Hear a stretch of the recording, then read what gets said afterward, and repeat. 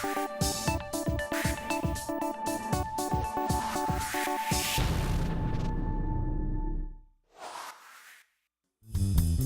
views and opinions expressed in this program are those of the participants and do not necessarily reflect the views of BronxNet or the program underwriters.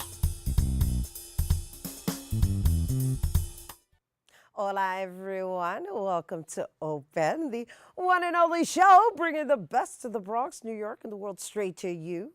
I'm Rhina Valentin, your hosty Café con Leche every Friday. Here's what's coming up in today's show.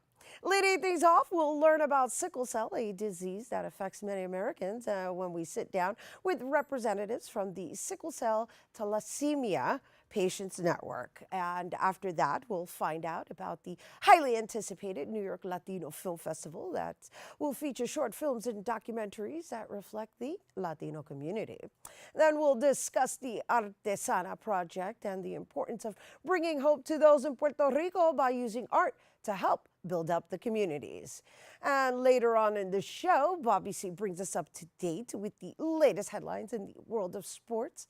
And finally, our Open Artist Spotlight shines on Las Baby Girlz, a young dynamic duo that will perform for us later on in the show. So sit back y prepárate. All this and more is headed your way because now we are officially open.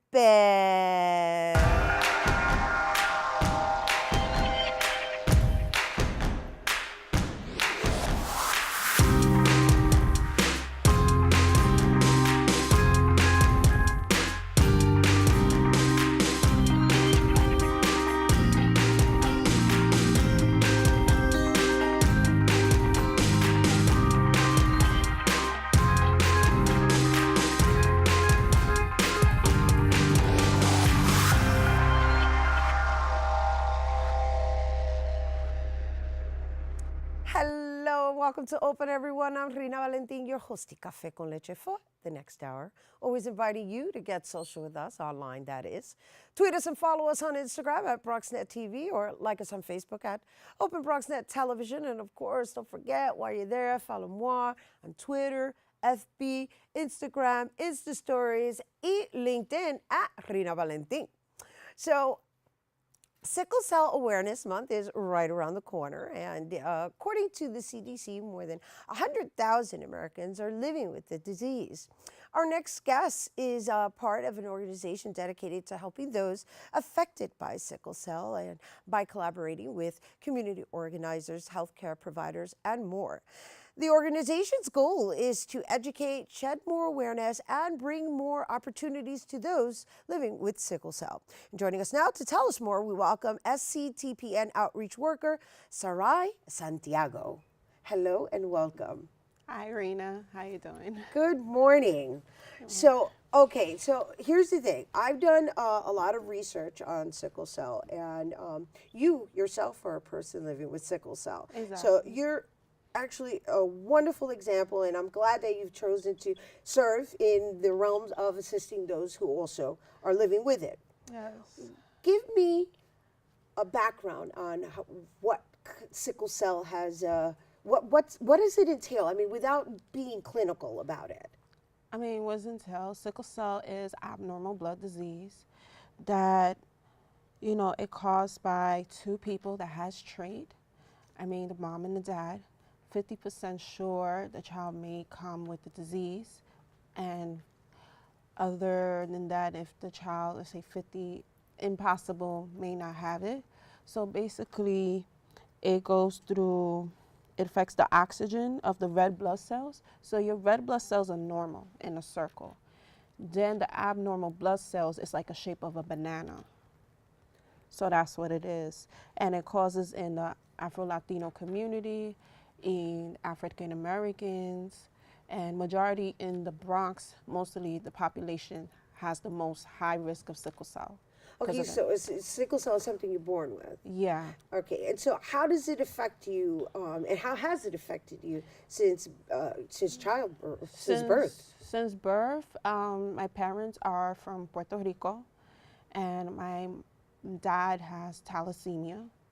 And basically my mom, she has the trait. So basically they didn't know to get tested because they came to New York City around in 82. So both of my parents came in the 80s, around there, since I was born in 87. When the doctors told my parents that I'm gonna have sickle cell, that I came out with sickle cell, my grandmother got frustrated. She said, oh, I didn't know about that. How come, how come we didn't get tested and everything? Because in Puerto Rico it's different. So I get it. All right. Well, we're not going to talk about that aspect. I mean, thank you for sharing that, but I'm more interested in how you, since childbirth, have been living with it and how it's impacted your everyday. Do you have episodes? Yeah. And what does those episodes entail? Are you on downtime during a certain period of time? How long does that last? I mean, I get my episodes since childhood. What does an episode entail? Entails like I get bone crisis. Basically, like I'm more hospitalized. When I was a kid, I have to miss school so many days because of the sickle cell. Basically, you know, I couldn't finish high school, but I finished it. Basically, it was hard to go to college for me, but I stood home with my mom, make sure that I'm taking my meds right, make sure I'm taking certain medications So to it feel comes. better. You don't know when it's going to come, and when it does come, it comes in a long period of time, and it affects the progression of whatever it is that you're doing in that moment, right? And the reason I'm asking that is because your occupation and the services that your organization offers, which I find really, really helpful, right? And the fact that you're somebody living with it, now obviously you're able to relate to those who come in being diagnosed or are diagnosed as such. And so within your organization, I understand that aside from patient outreach, you also assist with like job opportunities. And so how does one select what their occupation is going to be, knowing that they come, that they have this? And because, I mean, technically people can't discriminate against people's health, but it's probably in their best interest to come in knowing, well, as much as I don't want these to be my limitations, I have to take them into consideration. Yes, and basically me back then, like after college, basically I had a job and it was hard to keep it up. And especially with a person like me who has sickle cell, it's hard because I in and out the hospital. Some jobs, they kick me out or they fired you because, oh, you've been absent certain minimum time. That was around 2014. I was working at a school and then they had to let me go because they said they can't trust me because I was sick so many days. I've been coming in late. I said, it's my illness. I can't control. Sickle cell cannot have me. Right. So in where you're working now, obviously they understand, right? Which, you know, that's a blessing for you. Yeah. Congratulations on finding this space and surrounding yourself with people who are basically assisting you in your everyday, right? Yes. But you're also paying it forward by providing that to other people. So what I'm asking is, how do you select what direction people should go in? Like, in other words, here, you're advising people, you're helping them figure out how they're going to live their every day, how they're going to fulfill, how they're going to generate funds, yet, you know, they have to deal with this reality of, like, there's a possibility that I may get sick and be temporarily hospitalized, but it's just a temporary state, but the bulk of time is what affects the consistency.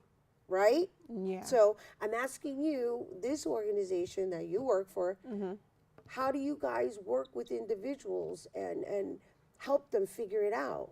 I mean, we do, besides that, we give them more services, especially we're doing care coordination if they're missing any eye doctor, if they're missing any, how you may say, hematologist, because some of them go to the emergency room and then they don't go to the hematologist or primary care for nothing. So we provide those services. And the hematologist is to check the hemoglobin, yeah, right? Check the hemoglobin. The primary care doctors just to check everything, and they do referrals. Like, just say, I need a bone scan because of sickle cell, you know, my bones is like messing me up. Right. So they refer me to go do the bone scan. Then basically, So it's an educational process in kind of holding people's hands and understanding that you can't just settle for these type of, you have to search a little you have to get yourself checked out a little more thoroughly. Exactly. All right. And so for those who are unfamiliar with it, I understand September is Sickle Cell Awareness Month. I also understand that you guys have an event that's coming up at Crotona Park. You want to share a little bit about that? Yeah, we do this. This is our 5th annual. I've been doing the 3rd annual, the 4th last year. We've been doing, we're gonna have guest speakers, we're gonna have music, we're gonna have live entertainment. Also, we're gonna add like little salsa classes, then Puerto Rican culture, other cultures, get involved in it to promote sickle cell and know that this community is not alone. And also, we're gonna have games and food, and also we're gonna give out back to school supplies for the kids. Nice. So there's a free fun event that is educational, and that's happening at Crotona Park on August 26th. Then, from what I see here, you have a sickle cell walk, and that's going to be at Central Park. Yes. Is to raise funds to get scholarships, because we understand we have students who have sickle cell, want to go to college, and you know, it's to raise funds for it. And basically the walk is $25. They have to register. They could go on www.sctpn.net to register. They could go on Facebook, Sickle Cell Thalassemia Patient Network, Twitter, and Instagram to know more information, or they could call the office and know more information. Basically, this walk is very good. It's a good experience. I don't mind people who have sickle cell don't. You could come out, support us, because we need the more support we get, the more this community will be better. Absolutely, and it's important that we shed light on everything that's affecting our community, and thank you for being a stand for that. You're That's welcome. right. Good for you. Thanks. All right, once again, you guys, the 5th annual Bronx Sickle Cell Awareness Day is taking place on August 26th from 10 a.m. to 6 p.m. at Crotona Park. And also the 2018 NYC Sickle Cell Walk is taking place September 15th at Central Park, and that begins at 11 a.m. And for more information on anything related to sickle cell, visit SCPTN. STCPN.net. We are together. And for the last 20 years, we have been building on a vision to share our views, our voices on our channels. We are the Bronx. We are BronxNet. Welcome back to the studio. The New York Latino Film Festival, presented by HBO, is giving people in the Latino cinema world the chance to either showcase or view some of the most interesting stories the Latino community has to offer. And, well, we're going to take a look at the festival's trailer.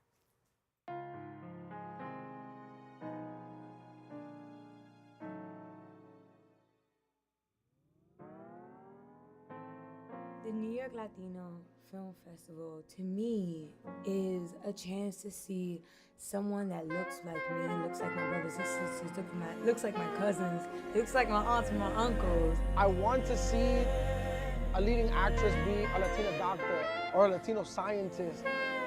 I don't have to be thug number one. My roles don't have to be roles of me breaking out of jail. All I saw was just people who didn't look like me. And it didn't offend me because I was so young, but it made me feel like, okay, I'm too dark for this. It don't qualify. And me as a kid, I think that's very dangerous. Struggle. That's what inspires me.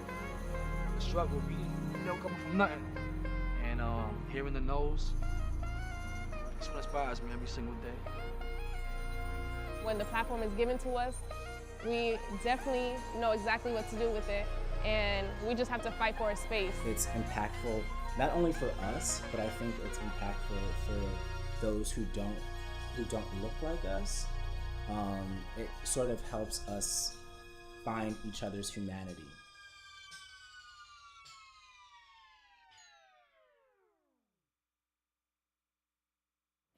That was a quick look of this year's New York Latino Film Festival. This is me. Joining us now to tell us more, we welcome New York Latino Film Festival founder Calixto Chinchilla and Story Ave film director Aristal Torres and filmmaker Luis Santos, right? Did I say your name right? Aristotle, but Aristotle. I like the swag you put on you know, him, so I it can't worked. help it. He's I can't fancy. Help it. Well, I can't. He's fancy. Yeah, I'm joking.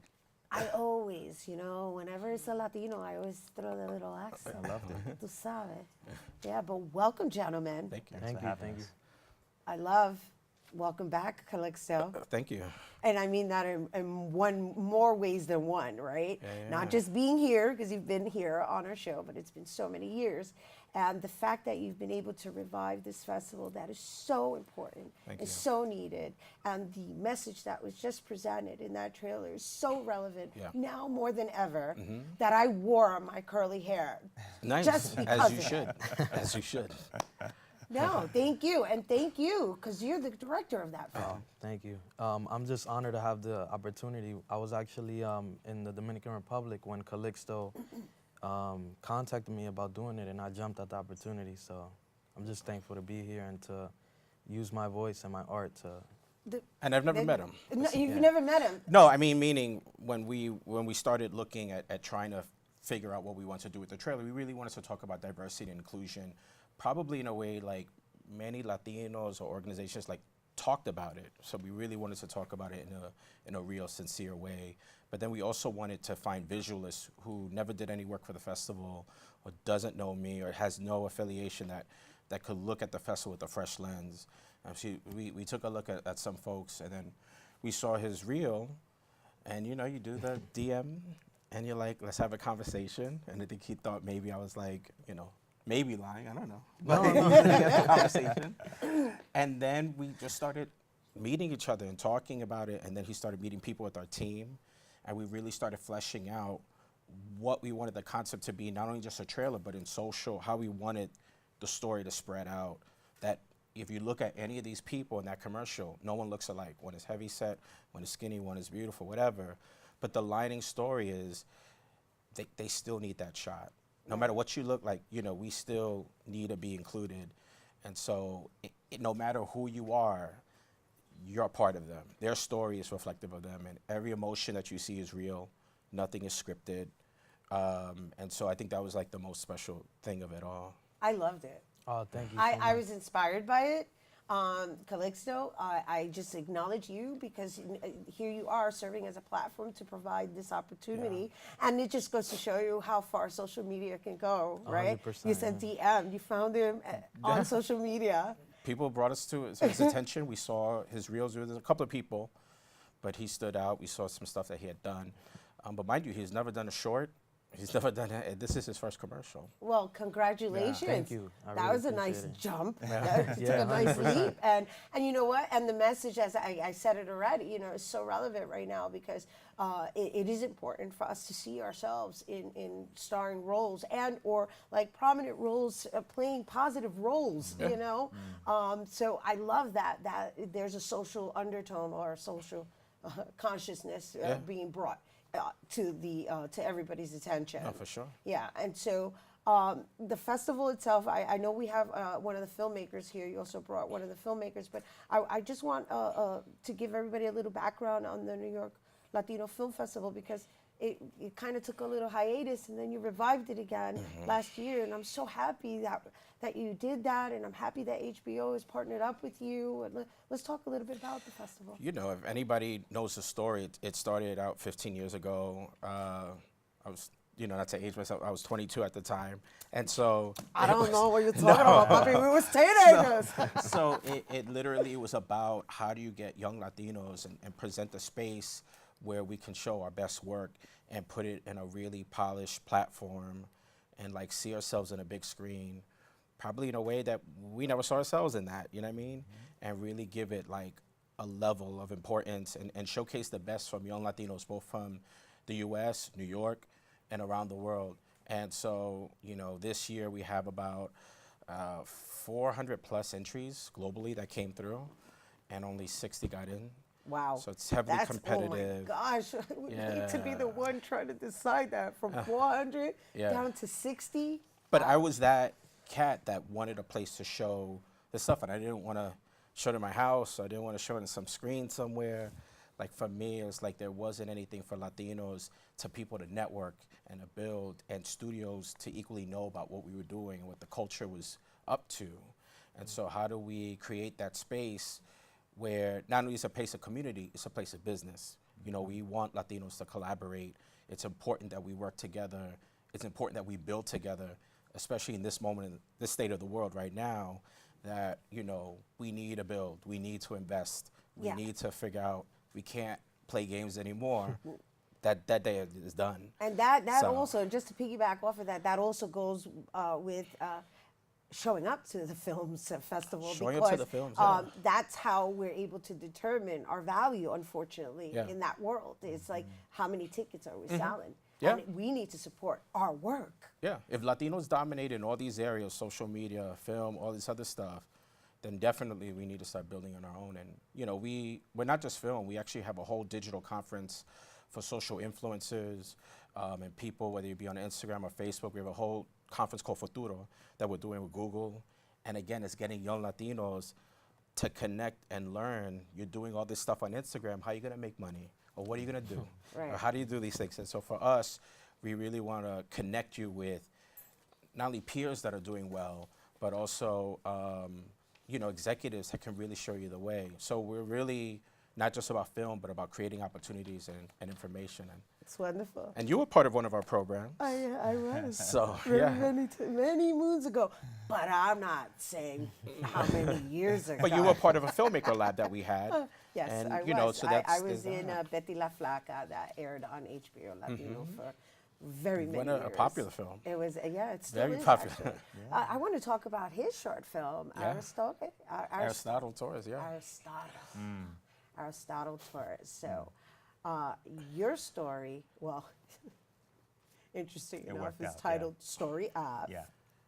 And from what I got from it, perhaps we should take a look at the clip and then have a conversation great. about it. Sure. Can we do that? Can we take a look at Story of that's being featured at the New York Latino Film Festival?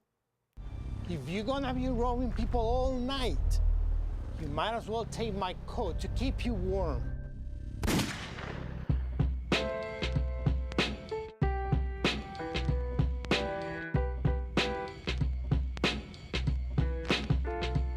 The question I have for you, Kadir, is what I ask myself every single day.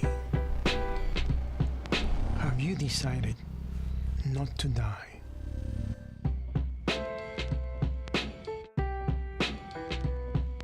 Nice, bravo. So, Story of, that was Story of. It's being featured at the New York Latino Film Festival, taking place August 22nd. We're going to go into more details, but I want to meet Aristotle and talk to him a little bit about the motivation behind that topic. Yeah. So this was actually inspired by a true story. And in short, it's about an older Hispanic male who gets robbed at gunpoint at the Story Avenue train station. And instead of just giving in and becoming a victim, he offers to take this young man to dinner to learn a little bit more about him. And through that conversation, he offers him a way out of this life of crime. And what resonated with me, it was written about in 2008 by NPR and CNN. I found the article in 2010. And to see the block that I grew up on being featured on NPR was obviously super special. Right. And what I took from it is that sometimes circumstance can lead you to do things that you don't want to do out of survival. So if I could share that message with one person, then it's an honor and a success. Well, I thank you for your consciousness in making sure that you didn't just bring in some urban story or topic, but that you kind of left us with the you know what? There could be a purpose in which it serves. And it's all a matter of choosing your thoughts and your approach. Yeah, thank you thank so you for much. that. Thank you for that. Yes, Calixto. Yes. Yeah, no, because you're like looking at me, and I know we're going to wrap up No, shortly, and I want to make sure that we get the final details of this festival. Yes. Well, August 22nd to the 26th, next week, we open. Ruben Blades is opening the festival. So it's a documentary about his life called My Name Is Not Ruben Blades. And it's a very revealing, personal film about him. Even salseros that think they know him, you're going to find out a lot. So we're thankful he's going to be there. We have a lot Nice. of people that are going to be there on that carpet. And then we just have really amazing films, just really good stuff. For the first time, we are doing some films uptown in a barrio. So the festival's never had like a full presence there, but we're going to do that. And then we kick off the festival Futuro at Google. And we just have just some amazing speakers. There's some free panels. So you can go onto our website right now at nylatinofilmfestival.com, and you can check out the panels, and they're for free. So get some free knowledge, see some films, go to party, network, do all of that stuff, because that's what it's there for.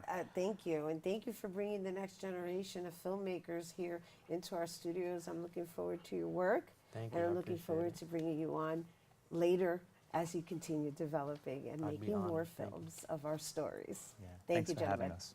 All right, and you guys, once again, the New York Latino Film Festival will take place from August 22nd to the 26th, right? And for more information on the Latino Film Festival, you can visit NewYorkLatinoFestival.com. NY Latino. Oh, it's NY? Latino Film Festival. So, okay, so it's NYLatinoFilmFestival.com, but if you Google it, it's going to come up, right? If you Google it, it's going to come up. And the interesting part is that they're going to be also featuring some films at Julia de Burgos, as well as the Empire, right? Which is downtown. So, yeah, so make sure you go on their website. Ruben Blades, you going to get to meet Ruben Blades? I would do that. All right. NewYorkLatinoFilmFestival.com. NYLatinoFilmFestival.com. I'm stuck. We have to take a quick break, you guys. But when we return, we're going to hear about an art project looking to help our people in Puerto Rico. Don't go anywhere. Maybe you can make retirement happen.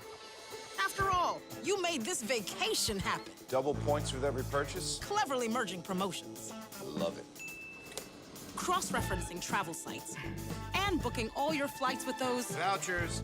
I got us bumped. They were like, oh. But now they're like, aloha. You aced this vacation. Now get the tips you need to get on track at aceyourretirement.org. Hello and welcome back to Open, everyone. Don't forget to get social with us. That's right. Tweet us at BronxNet TV and tweet me too at Rhina Valentin.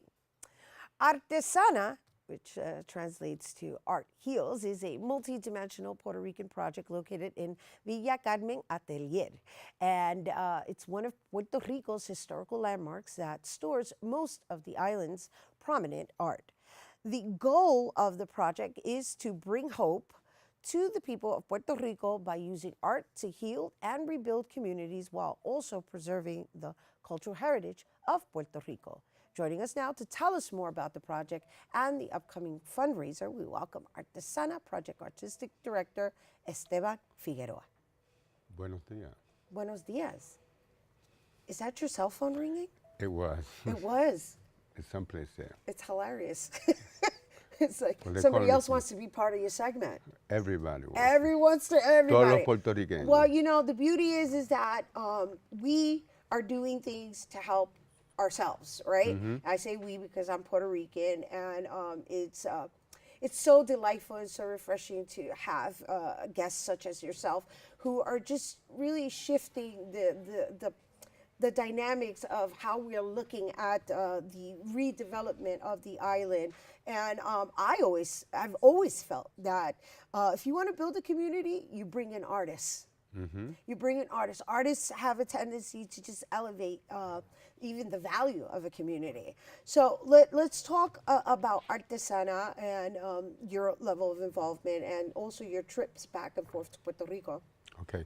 Artesana was developed when I acquired the building Villa del Carmen, which is a landmark building, which in 1920, Juan Rosado, a painter, decided that the commoner wasn't getting enough culture. It was all going to El Ateneo, to the Spanish. The Institute of Culture wasn't developed yet.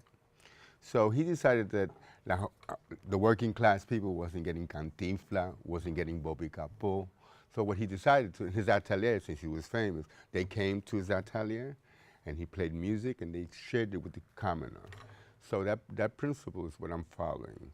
The atelier was built in 1940. The atelier was developed in 1940, but it was opened in 1923. In other words, in 1923, Juan Rosado opened un taller. In 1940, he called it El Atelier, and that's the name of it now. And so this particular property has been affected by the hurricane, right? Has been affected by the hurricane, but it's a solid building. What it did was shake everything else. All the equipment left, my paintings got destroyed, and paintings that were in there, but the building was made in 1932. The walls are 3 feet.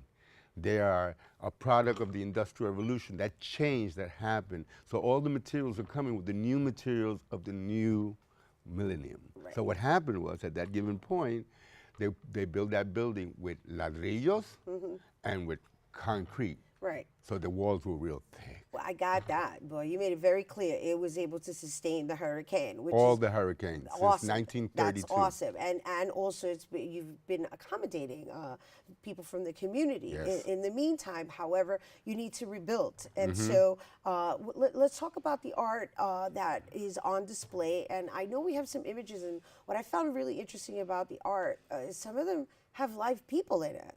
Yes. Yeah, what's that about? The Live People is my project. It's called La Comedia. That's how I wind up designing. Before you start talking about it, I want them to show us some of the images so that the viewers can also get the gist of what we're discussing. So can we look at some of those images from the Artesana project? I can okay, here. Here we go. So. Okay, this performer, his name is Johan Figueroa. He worked in my project La Comedia for about 5 years, and he was displaced from Puerto Rico. So he came to New York, and I helped him. And he was performing in Washington Square Park, and he got a big interview through the New York Times, and he's followed all around the world, but he's displaced from Puerto Rico. Right. So when the hurricane came, I created this Artesana project, and I came exclusively to get Johan, because he performs in the plaza, and he helps heal. So people gather around him. He's extraordinary. Right now he's in front of the Museum of Metropolitan of Art. And we're bringing him back next year, and hopefully we could help him go to Europe, because I want to expose how great our artists are. No, I love that you're sharing who these people are as human beings, right? Because we tend to forget. And the fact that you're showcasing them in an art form, and they're live, and we're looking at the next image, That's him. That's him. It's him. So it's all him. He just looks different. No, it's him because he did the residency program for 4 months during this hurricane, and he was able to change the concept about live performing arts in plazas. And Carmen Jolie gave him a special permission for him to perform, because she knew that it was healing her community, which is Viejo San Juan. I love it. And so what the fundraiser that's happening at Hosters in September. September 20th. Right. What is the purpose of this fundraiser? Like, what do you hope to get from it? And are artists also contributing to this many artists fundraiser? So there's going to be a lot of art for sale. Yes. It's an auction. Not real people, though. Excuse me? Real people art? Yeah, real people art. Johan's going to perform. Yeah, but he's not going to be for sale. No, he will be for sale, because you will donate money for it. No, I know. I'm kidding. No, but please share some of the artists that are going to be there. The artwork that's going to be there right now. Juan Sanchez has committed himself to donate some pieces and to help the project. Pepe Orzón de Philadelphia también está interesado. Many artists aquí. But in Puerto Rico, the artists have no money, have no way of income, and they're not selling. So the artists here are donating to contribute to the project, and the Puerto Rican artists, I cannot pretend to tell them to donate. So what we're doing is we're selling their artwork to give them the money, some of the money, half of the money, for them to be able to create and survive and do what they do. Artists need to be comfortable in order to create. They will stay there. It's to protect their families. I give you an example. During the first day of the hurricane, a very important reporter told me, I don't want nothing to happen to Esteban, so come to the command center where the only electricity was, and all the politicians were there except Trump. So I went there, and everybody in Puerto Rico, no water, no electricity, only that command center. And what's the most important thing of the whole thing for me was the first question they asked, to all those politicians. And the New York Times was there, every newspaper around the world. The first question, you know what was the first question? What? The first question was to the New York Times, and Puerto Rican, una mujer puertorriqueña se levantó. So no, the first question is for me. She got in the way and she asked them, why are the pasajes $6,000? Then she went to every one of them and said, why are the pasajes $2,000? You know why she asked that? Because she was willing to fight for her country, but she had to take care of the children. And what she wanted to do was move her children to New York or wherever it's safe and then come back to fight. The Puerto Rican people have demonstrated their collective power. The thing that's happening to Puerto Rico at this given moment is not the Maria, it's the Ave Maria. The Ave Maria was before, and the Ave Maria is now. Maria was just revealed all that Exactly. That's a perfect choice of words. All that's happened is it's been revealed. And I got to tell you, I would love to sit here and talk about this. And I love that you're able to shed some light with our viewers on the topic and also the recovery, you know, because it's happening, and it's people like yourself and the artists, and the fact that, you know, it's artists taking care of artists, so the artists from New York are taking care of the artists in Puerto Rico. It's a beautiful thing, and this fundraiser that's taking place at Hostos is really, I'm sure, just the beginning of how we can collaborate with the island and for the island. You've done that. I was raised in the Bronx. And when I got here to get artists to bring over there, I found out that Joe Quijano, who was a victim of the hurricane, is from the Bronx. So when I was recruiting artists, they told me that Joe Quijano was around, and he's from Puerto Tierra. So I asked a member, can I give him a tribute? And we're putting his music in the museum. Oh, nice. So what we decided to, I called him, and he said he wants to advocate for the museum, for the Puerto Rican people. He's 82 years old. Oh my gosh, that's amazing. That's amazing. You know, I look forward to. And he survived the hurricane. Wow, that's amazing. That's amazing. And thank you for sharing that. Unfortunately, we don't have any more time. As much as I would love to discuss this further and go into more detail, I do want to acknowledge the fact that that you're here doing something for over there. And while not everyone stayed over there and was able to sustain their lifestyles, the fact that there's hope being presented is really a beautiful thing. And you guys, the Artesana Project fundraiser, once again, and art auction, that's going to be taking place September 20th at Hostos Community College, and that's from 6 p.m. to 10 p.m. And for more information, you can visit Villa de Carmen Atelier.org. All right, stay tuned because Bobby C's Weekly Sports Roundup is coming up next. How can I help my daughter with her reading? Searching for help with Dachshund Reading. No. Let me try. Sarah's bright, but when she's reading, she has trouble sounding out words. Playing world music. What? I give up. Wait, I was trying to show you how Sarah feels every day. Frustrating, isn't it? Redirecting to understood.org. Join parents and experts at understood.org, a free online resource about learning and attention issues to help your child thrive.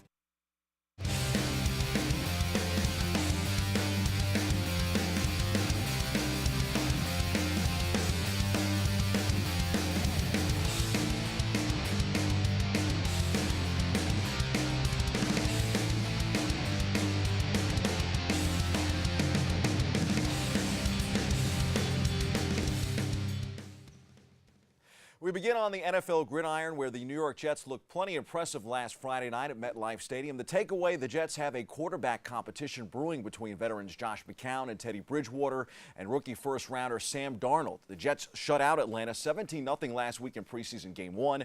We go inside the locker room for more.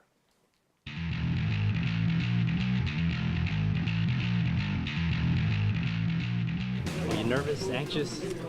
I think all the above. You know, I was a little nervous going out there, but more just excited to finally, you know, be able to play an NFL game, even though it is preseason, to just be able to play an NFL game and have fun with the guys that we've been working so hard with, you know, in OTAs, mini camp, and now training camp. It's been awesome. It's cool. Teddy's coming back off an injury, and so what a great story that is, and it's, you know, easy to root for him. And then Sam this is his first time, you know, so So two different kind of perspectives and stories, but both, you know, if you're a football fan and you enjoy the sport, it's fun to be a part of, and to get a front row seat, and more importantly, just to go out and want to see them accomplish the things that we talk about in our quarterback room on a daily basis. Competition not only makes the team better, but it makes you better as an individual. And at the end of the day, you know, it's not about Teddy Bridgewater, it's not about Sam Darnold, it's not about Josh McCown.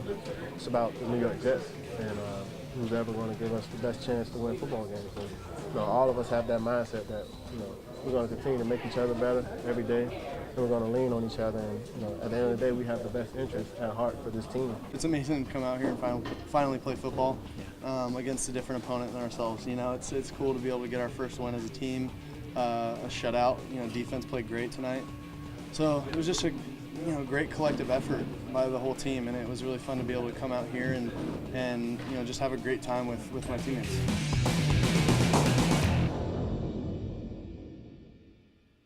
Gangrene returned to the field last night in Washington, where the results were not as good for their rookie signal caller. Jets fall 15-13 as the Redskins kick 5 field goals on their way to the victory. Darnold threw an interception and showed some of the growing pains of a rookie quarterback in his first preseason start for the Jets, who lost to Washington on a last-second field goal Thursday night. Now, the Jets will host the Giants next Friday. That preseason showdown for the Snoopy Trophy kicks at 7:30 p.m. at MetLife. The Jets' quarterback situation is as unsettled as ever. It was a mixed bag for Darnold and Bridgewater last night, setting up a fascinating decision in 2 weeks for Todd Bowles. Frankly, Bridgewater looks like the best quarterback on the roster, but you can bet Darnold will get another chance to win the job. The rookie's inexperience jumped out on a few plays. Could the Jets trade Bridgewater? Anything is possible at this point. Meanwhile, the G-men will be at Detroit tonight in week 2 of the preseason. The focus there could be on the backup quarterbacks, especially Davis Webb. This wasn't a competition before the Giants played the Cleveland Browns last week, but is now after a very shaky performance from Webb and some solid play from the rookie Kyle Lauletta. The 2 spot very well could be. Webb apparently let his emotions get the better of him in his first truly meaningful snap since Cal's season wrapped up in 2016, and he struggled to control the football. He will need to show that he can play with a cool head and trust his mechanics in a live game situation and have a good showing to put the coaches' minds at ease with him as Eli Manning's backup. Manning's career has been defined by his ability to make big plays late in big games, so it should come as no surprise to hear that when he was given a chance to respond to Jaguars cornerback Jalen Ramsey, who took a shot at Manning among many other quarterbacks during a recent interview with GQ's Clay Skipper, Manning waited and waited and waited until the absolute last second to respond with a mild-mannered but slickly executed burn. Responding to Ramsey, who indicated that Manning's success was simply the product of Odell Beckham Jr., Manning at first resisted saying anything at all except no comment, but then, under his breath, Manning couldn't resist taking one little shot at Ramsey, saying, "Who?" with a smile. The Giants host the Jags in Week 1 on September 9th. Top rookie running back Saquon Barkley did some light jogging Thursday as he recovers from a minor hamstring injury and said he's day-to-day. The Giants don't care too much about his preseason reps. They just want him ready and healthy for Week 1 against Jacksonville. Injuries certainly do play a large role in the outcome for teams. The Yankees are feeling that right now. Slugger Aaron Judge remains sidelined with a wrist injury, and the Bronx Bombers are 10-10 since his injury. The Judge said Thursday that he hates still being away from the field and out of the lineup while his injured wrist continues to heal. The original timetable for his return is delayed. Yanks may have to forego the hunt for the American League East crown, conceding to red-hot Boston and focus on winning the wild card, more specifically having the next best record in order to host that wild card play-in game the way they did a year ago. Trade deadline additions Lance Lynn and J.A. Happ have been exceptional for the Yankees despite the team's recent mediocrity. Happ twirled a gem Tuesday night in the Bronx, the Yankee highlight of the week. Let's go back inside the locker room to catch up with your favorite players in pinstripes.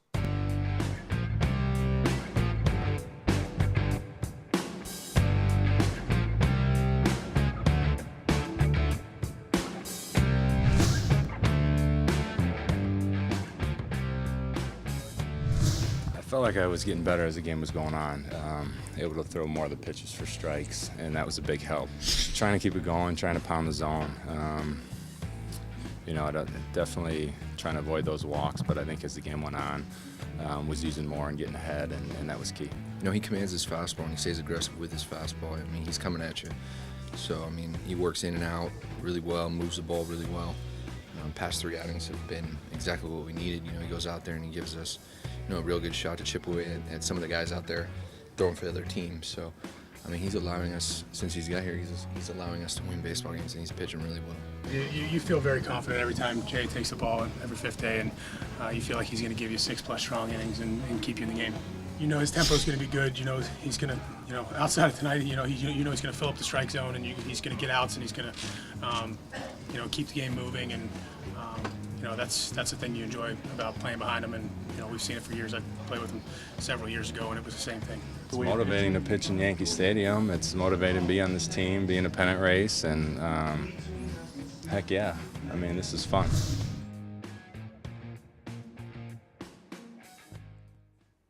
The Yanks fell 8-5 to the Mets on Monday, rebounded in that 4-1 victory on Tuesday night before dropping the last 2 to lowly Tampa Bay 6-1 and 3-1. Respectively. The Pinstripers continue the homestand this weekend with Toronto for 3 games, highlighted by the 20th anniversary celebration of the 1998 Yankees team on Saturday. That incredible squad went 125-50 on its way to winning the World Series. Number 2 won't be there to celebrate perhaps the number 1 Yankee team of all time. Derek Jeter will not be in attendance for the Yankee Stadium party on August the 18th to honor the 20th anniversary. The former captain instead plans to send a video tribute to the fans. Jeter has avoided setting foot in Yankee Stadium since becoming Marlins CEO. World Series MVP Scott Brocious, the Mariners third base coach, and Joe Girardi aren't on the list of those attending. Chili Davis, the Cubs hitting coach, also is unlikely to attend. Fan favorites David Cohn, Tino Martinez, Paul O'Neill, Andy Pettitte, Jorge Posada, Mariano Rivera, David Wells, and Bernie Williams do plan to attend.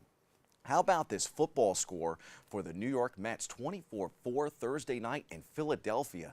Jose Bautista hit a grand slam and had a career-high 7 RBIs, and the Mets set a franchise record for runs, forcing the Phillies to use 2 position players for the final 3 innings in that 24-4 New York victory. Wow. Big ups to the Mid-Island Little League squad representing New York in the Little League World Series. They played Thursday afternoon and looked strong. New York scored 4 runs over the final 3 innings to start its run in the Little League World Series with a 5-2 win over Iowa. It was just 2 years ago that a New York team won the Little League World Series when Maine Endwell defeated South Korea in the championship game.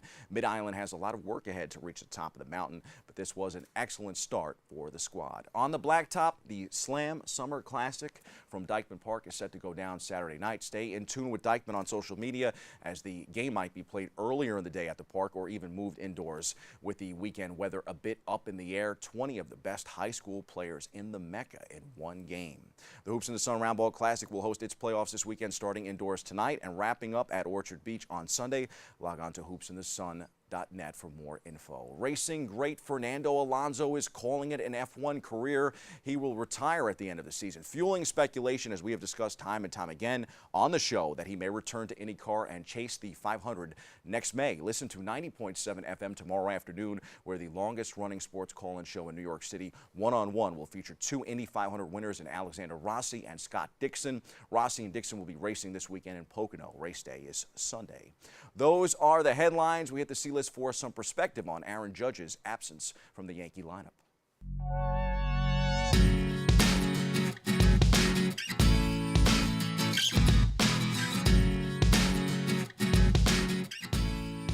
Well, Yankee fans, it looks like Miguel Andujar is taking a step ahead of Gleyber Torres in the race for the American League Rookie of the Year. Torres hasn't looked right since his injury, and Miggy keeps swatting doubles and homers, although his defense at third remains a little shaky. While Andujar focuses on finishing his rookie season strong, it's become clear who the most important Yankee in the lineup is, and that's Aaron Judge. Not Gary Sanchez, who's been sidelined all too much this year and underperforming. Not Giancarlo Stanton, the reigning National League MVP, who has been pretty hot of late, but still not enough to carry the Bombers offensively. It's Aaron Judge. The Yankees are scoring 4.8 runs per game without Judge. They scored 5.2 with him. The team average has dropped from 254 to 237, and the team OPS is also down from 789 to 736. It's not just Judge's numbers they miss his presence in the overall lineup, and clearly there's no one on the Yanks that can add to the roster to make up for Judge being out. Bronx Bomber faithful, say a prayer tonight for Aaron Judge before you go to bed. The Yankees need the Judge back. Without him, they may not even make the playoffs, let alone chase the World Series again. That's your sports. I'm Bobby C. 150 over 90. 180 over 111. 160 over 110. I had a stroke. This is what high blood pressure looks like. You might not feel its symptoms, but the results from a stroke are far from invisible or silent. If you've come off your treatment plan, get back on it or talk with your doctor to create an exercise, diet, and medication plan that works for you. Go to loweryourhbp.org. If I would have followed a treatment plan, I would not be in this situation. Hello and welcome back to Open, everyone. It's now time for this week's Open Artist Spotlight.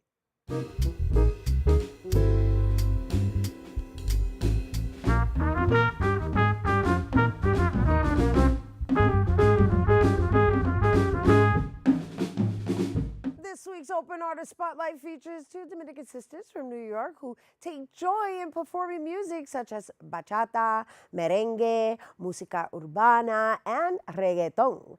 Their motivation is to enlighten the world with their musical talents, and now they're here to touch us with their beautiful voices. Everyone, let's put your hands together for Las Baby Girlz!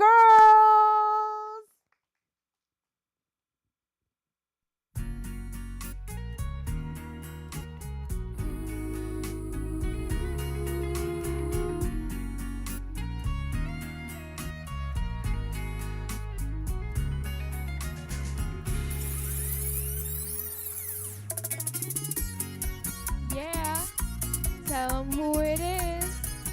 Las Baby Girlz, KP, and your girl, Nikki. Una tarde como cualquiera, caminando yo te miré con ese sol de primavera, de tus ojos me enamoré. Salimos solo un par de veces, fueron semanas o quizás meses. Tus detalles me conquistaron, deseo que así sea siempre. Es nuestro amor, una adolescencia, un amor bonito. ¿Quién lo quiera? Un amor de niños con su inocencia, de almas tan puras, hermosa experiencia. Un amor tan lindo tengo a tu lado, amor bendecido, del cielo bajado.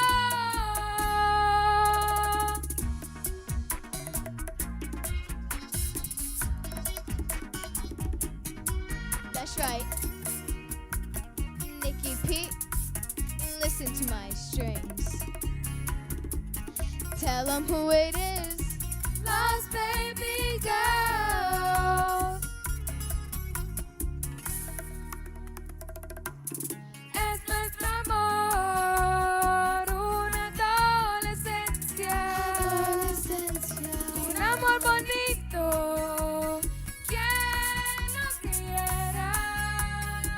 Un amor de niños con su inocencia, de almas tan puras, hermosa experiencia. Un amor tan lindo tengo a tu lado, amor bendecido, del cielo bajado.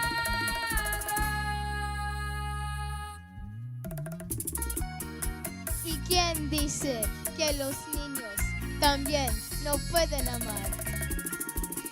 Que vive el amor.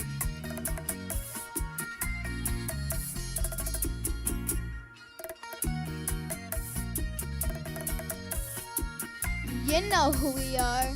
Las Baby Girlz. La melodía de hoy. That's right. Las Baby Girlz llegaron. Estamos aquí para quedarnos y no nos vamos. Y no nos vamos. Las Baby Girlz llegaron. Estamos aquí para quedarnos y no nos vamos. Y no nos vamos.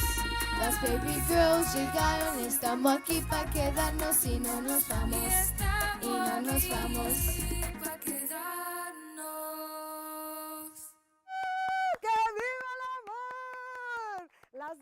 Girlz. Oh my goodness, how lovely. All right, so you are Nicole? I got it right. And you're Kayla Perez, ladies, right? Las Yes. Baby Girlz. And you're how old? 13. And I heard you just had a birthday? 11. 11? Yeah? And so, okay, so how was it when you got into the double digits? I was like excited that I finally didn't have to put 0 and then my age. Now I'm like happy that I finally have just 2 numbers that are different. But last year you had to put the 0. Yeah. But it was on But the other side. it's after the first number. Right. I like that. I like that. All right, so how long have you ladies been singing? We have always loved music and singing since we were young, but we have about a year and a half performing in this group. And so when you were younger, did you perform for your family in the Yes. That's it. Yeah. Yeah, I know. Yeah. We all did that. We all did. started like that. Yeah, yeah. Look. She's like, we all started like that. Like, I'm like, oh, she's 11. Oh, excuse me, she's older now. I'm teasing you. You know, I can't help it. So I have a 9-year-old, so I can rock with you ladies. Well, what's with the bows? It's kind of like our signature now, like the big bow and like the punk outfit. Just kind of makes it look cuter, but still punk. You know, I gotta say, I'm really feeling that because everybody relates the bows to JoJo, but now we're gonna relate it to Las Baby Girlz. Sounds good. Yeah. Okay, so what's the difference between your bows and JoJo's bows? Ours are like kind of like a signature, not like what we're meant for. She's kind of like meant for bows, and we're like meant for a signature, like for part of our singing. It's kind of like part of our character now. Yeah? Yeah. You concur with that? Yes. Yeah, she agrees. All right, so the other beautiful aspect, aside from your amazing voices, oh my gosh, it's so angelic, is that you're sending out all these positive vibes. Now, who writes your lyrics? We write most of our lyrics, but we have some friends who sometimes come and help us out with the composing, but mostly it's us. Yeah. And the stories, where do they come from? Kind of from real life and maybe what's happened to other people, and maybe we can relate to that. I like that. You're so conscious already at 11. I could say 11 because you just made 11 yesterday. Yeah, I know. So how many songs do you have under your belt now? We have 6 now. 6 already?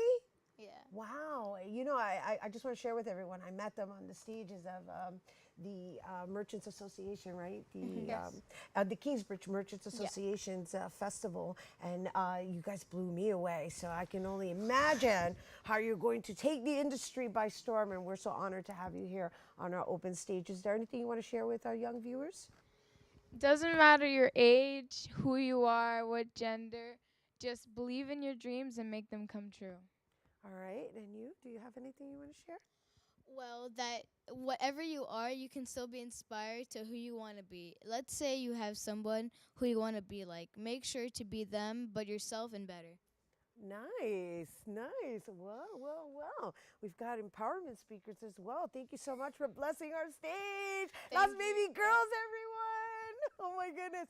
All right, you guys, make sure to check out Las Baby Girlz on YouTube, Facebook, and Instagram at Las Baby Girlz with a Z at the end. All right, that is our show today, mi gente. Thanks to all our guests for coming through and to you, our viewers, for tuning in. If you missed any part of the show, you can check out the recablecast tonight and 24 hours a day at BronxNet.tv. I'm Rhina Valentin, and from all of us here at Open, may the universe provide paz, prosperity, y amor. Adios, everybody. I'm going to become a baby's girl. I love you.